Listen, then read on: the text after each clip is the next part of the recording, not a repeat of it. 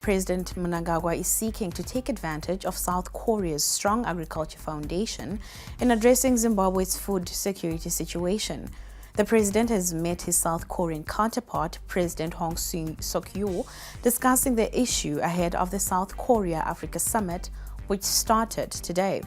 Deputy Chief Secretary in the President's Office, George Charamba, said it was crucial for Zimbabwe to engage their host on the matter with a view to strengthen irrigation programs, mechanization, and development of new seed varieties. Foremost was the area of agriculture. You know, South Korea is, in fact, a very strong agricultural proposition in Southeast Asia, specializing in different varieties of rice and other small grains. So essentially that's one area where we thought Zimbabwe could benefit in the triple sense of not just the production of grains, but also development of irrigation, as well as the creation of the means with which to, as it were, work on agriculture. And we're talking here about mechanization. I think you may recall that not too far back, Zimbabwe used to get some tractors from South Korea, the Kyoto model, and quite a number of our farmers are actually working with that model. So really we are looking at the triple side of agriculture, which means the development of irrigation, new seed technologies, as well as mechanization, all of which are in sync with our ambition as a country. The meeting comes as Zimbabwe is facing one of its worst drought in years. And ultimately, the two presidents discussed the El Nino factor in Southern Africa. Weather. Yes, and the president made a special plea to his counterpart to try and see if South Korea could weigh in by way of supporting Zimbabwe get through this very bad patch. Incidentally, our model of drought mitigation goes beyond meeting food requirements for Zimbabweans.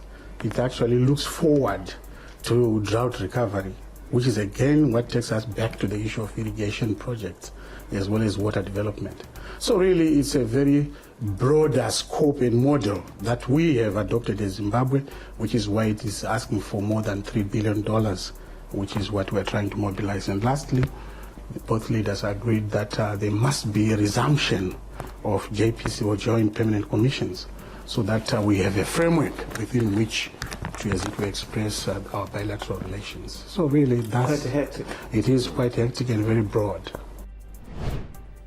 The South Korea-Africa Summit, being held under the theme, "The Future We Make Together, Shared Growth, Sustainability and Solidarity," ends on Wednesday. Herbert Jarari, who is in Seoul, South Korea, gives us a summary of the president's engagement with the South Korean president.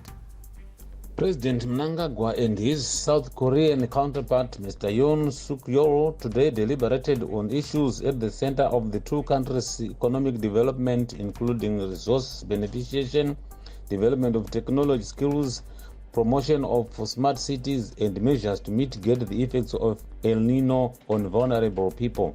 President Mnangagwa arrived here on Sunday and is also expected to attend the official opening of the South Korea-Africa Summit today, address the agriculture conference, meet South Korea business executives, and have a meeting with the Zimbabweans based in the Asian state.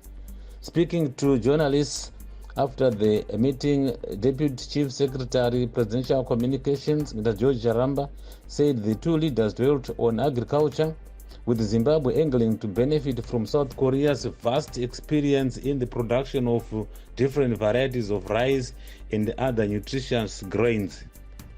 The issue of resource beneficiation remains central to Zimbabwe, and President Mnangagwa and his South Korean counterpart zeroed in on this matter in the double sense of value-adding agricultural products.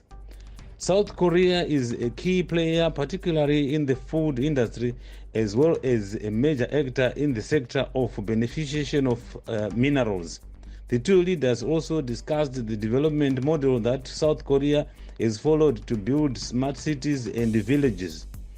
The issue of infrastructure development such as roads and railway network was discussed, and Zimbabwe tends to benefit from South Korea that has developed the state-of-the-art technology in railway system, including manufacturing of high-speed trains.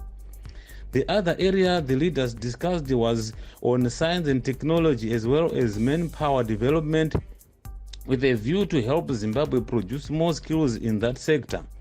However, both leaders lamented the fall in tourist arrivals from South Korea, and figures show that arrivals that were at around 2,000 tourists visiting Zimbabwe pre-COVID era dwindled to the current 2,000. President Mnangagwa and Mr. Yo also discussed the El Nino factor in Southern Africa, and a special plea was made for South Korea to assist by way of supporting Zimbabwe get through this hard patch. Konapo, ipapo pa ZTN Prime, DSTV channel 294, the place to be.